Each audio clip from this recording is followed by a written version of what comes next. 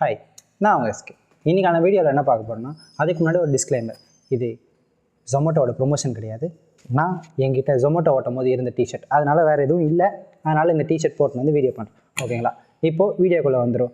நேற்று ஒரு வீடியோ போட்டிருந்தோம். அந்த வீடியோவில் என்னென்னா, டிவிடெண்ட் பற்றி பேசியிருந்தோம். டிவிடெண்ட்னா என்னன்னு சொல்லிட்டு நெக்ஸ்ட் வீடியோ சொல்கிறேன்னு சொல்லியிருந்தேன். இப்போ டிவிடெண்ட்னா என்னென்னு பார்த்துருவோம்.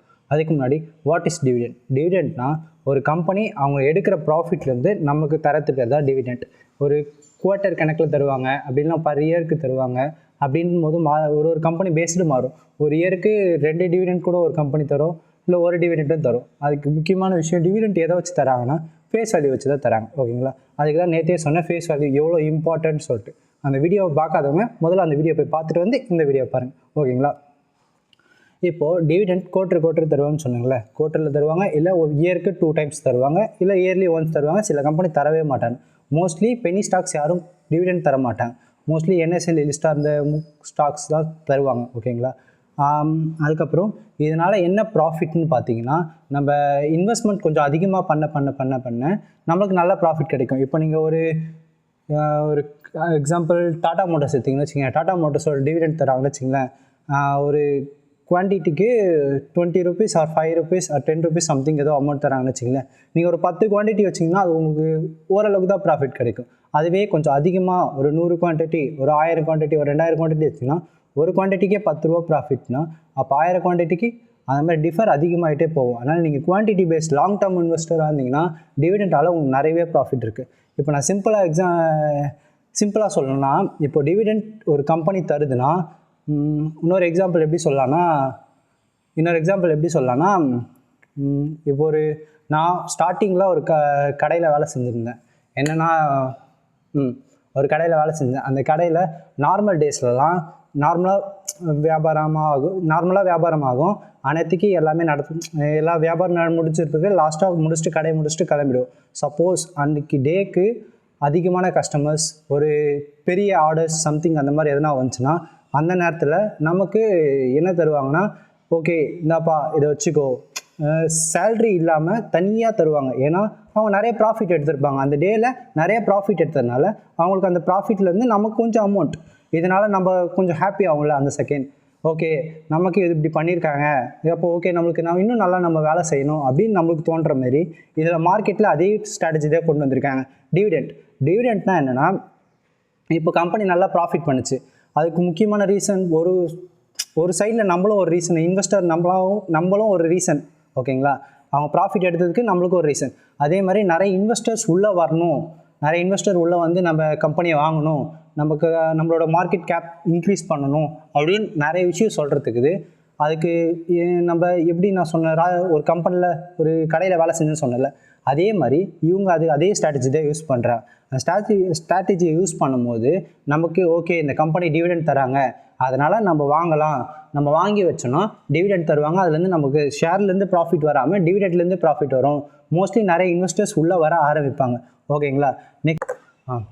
ஓகேங்களா, புரிஞ்சிச்சா? இப்போது ஒரு கம்பெனி டிவிடெண்ட் தரது குட்டா பேடான்னு பார்த்துருவோமா, ஓகேங்களா? இப்போது மோஸ்ட்லி குட்டாக இருக்கிறது யாருக்குன்னு பார்த்தீங்கன்னா, இந்த கார்ப்பரேட்ஸ், நிறைய இன்வெஸ்டர்ஸ் நிறைய அமௌண்ட்ஸ் ஆஃப் இன்வெஸ்ட் பண்ணுவாங்களே, ஒரு 100 கோடி 1000 கோடி அப்படின்னு இன்வெஸ்ட் பண்ணுறவங்களுக்கு அது பெரிய ப்ராஃபிட். ஏன்னா ஷேர்லேருந்து ப்ராஃபிட் கிடைக்கும், டிவிடெண்ட் மூலமாகவும் ப்ராஃபிட் கிடைக்கும். அதனால் அவங்களுக்கு ரொம்ப ரொம்ப ரொம்ப ப்ராஃபிட், இன்னும் டபுள் மடங்கு ப்ராஃபிட் கிடைக்கும். இது ஒரு பேசிவ் இன்கமாக கூட கன்சிடர் பண்ணிக்கலாம் அவங்களுக்கு, இன்வெஸ்டர்ஸை பொறுத்த வரைக்கும். ரீட்டைல் இன்வெஸ்டருக்கு என்ன ப்ராஃபிட்னா, அதிக குவான்டிட்டி வச்சுருக்கவங்களுக்கு நல்ல ப்ராஃபிட் புக் பண்ணலாம். கம்மியான குவான்டிட்டி வச்சுருக்கவங்களுக்கு ஒரு 100 குவான்டிட்டி, ஒரு 150 குவான்டிட்டி வச்சுருக்கவங்களுக்கு ஒரு மினிமலான ப்ராஃபிட் கிடைக்கும். அந்த ப்ராஃபிட்டை ரிட்டர்ன் எடுத்து இன்வெஸ்ட்மெண்ட்டும் பண்ணலாம், இல்லை அவங்க பர்சனல் ஒர்க்குக்கு யூஸ் பண்ணிக்கலாம். அப்படியே இருக்குது. இதனால் ப்ராஃபிட் ஓரளவுக்கு நல்ல குட் தான். பேடுன்னு சொல்கிற அளவுக்கு எதுவும் கிடையாது டிவிடெண்டில், குட். அதனால் ஓகேவா? இந்த ரீட்டைல் செல்லர்னு சொன்னேன். ரீட்டைல் இன்வெஸ்டர்னா யாரை சொல்கிறேன்? நம்மள மாதிரி இண்டிவிஜுவலாக இன்வெஸ்ட் பண்ணுறவங்க ரீட்டைல் இன்வெஸ்டர்ஸ்.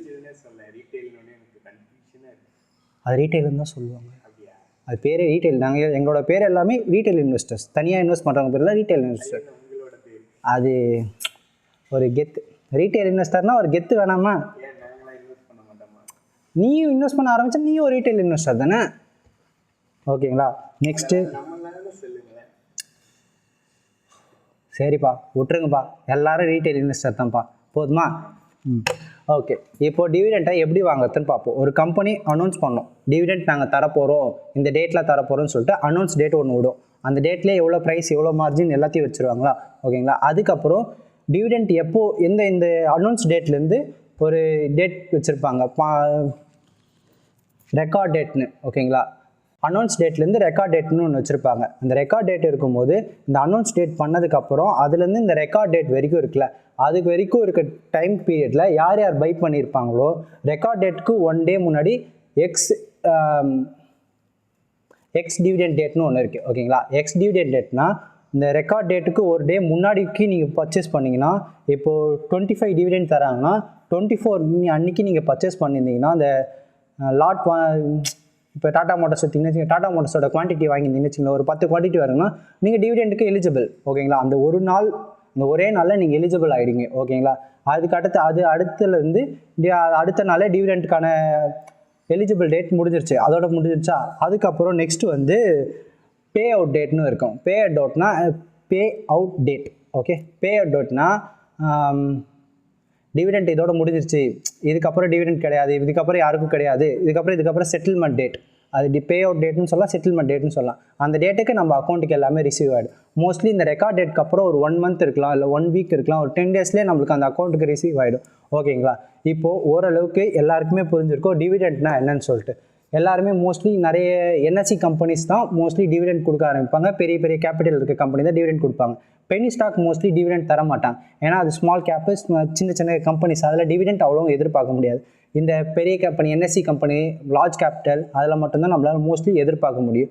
டிவிடெண்ட் எடுக்கலாம், போனஸ் கிடைக்கும், ஸ்ப்ளிட்டு கிடைக்கும், இது எல்லாமே இதில் மட்டும்தான் கிடைக்கும், ஓகேங்களா? இப்போ ஓரளவுக்கு உங்களுக்கு எல்லாருக்குமே புரிஞ்சிருக்கும் டிவிடெண்ட்னா என்ன, அது எப்படி ஒர்க் ஆகுது, எதனால் நம்மளுக்கு தராங்க, என்ன விஷயத்தினால நம்மளுக்கு, அதனால நம்மளுக்கு என்ன ப்ராஃபிட்னு சொல்லிட்டு, ஓகேங்களா? ஓகே, இது வரைக்கும் எல்லாம் புரிஞ்சுச்சா? ஓகே, நெக்ஸ்ட் வீடியோவில் பார்ப்போம். உங்களுக்கு என்னென்ன தேவைப்பட்டுச்சுன்னு எல்லாமே புரிஞ்சிருக்கும்னு நினைக்கிறேன். நெக்ஸ்ட்டு உங்களுக்கு வேறு எதனா டவுட் இருந்துச்சுன்னா கமெண்ட்டில் சொல்லுங்கள், அதை பற்றி நான் டீட்டெயிலாக இதே மாதிரி எக்ஸ்பிளைன் பண்ணி போடுறேன். ஒரு வீடியோ எனக்கு ஓகேவா? மறக்காமல் லைக் பண்ணுறேங்க, அண்ட் சப்ஸ்கிரைப் பண்ணுறேன், அண்ட் தென் பாய்.